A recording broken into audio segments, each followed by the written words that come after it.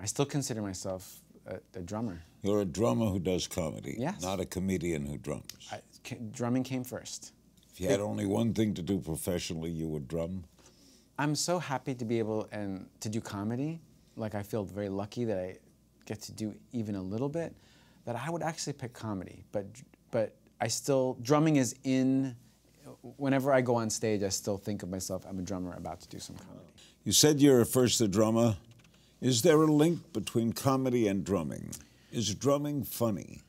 I think it is. I think that... Well, you're just standing there beating on something. Yeah. It's kind of silly to begin with. It is kind of silly. It's not very graceful, or it's, you know, some people could do it that way, but I think cymbals are silly. I think many comedians are drummers. Johnny Carson was a drummer. Peter Sellers was a drummer.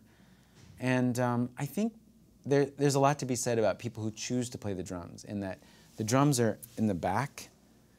You know, the singer and guitar player, everyone's up front, but the drummer's in the back, but you're still trying to get attention. It's a weird mix of, don't look at me, but please. Bobby Darin thought the drummer was the key to the swing-driving bands. I agree with that.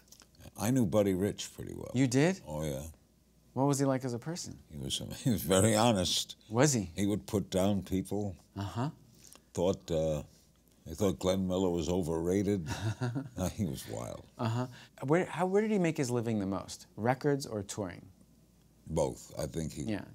Mel Torme told me that Mel Torme thought he could be a serious drummer until he heard Buddy Rich play. Yeah. He could not do what Buddy Rich did. Buddy Rich started when he was 3 or something. He was like a little kid. But when you listened to him, could he do things that you said as a drummer, I can't do that? Absolutely. People who played that kind of jazz, that's a skill that it's like a mountaintop, you know, like you just can't reach it. You could try to copy it, but there's also something that you can't just break down. You watch him play, and he's like possessed. You know what I mean? Like, he's possessed, and it's more than just the math of how fast he could do it.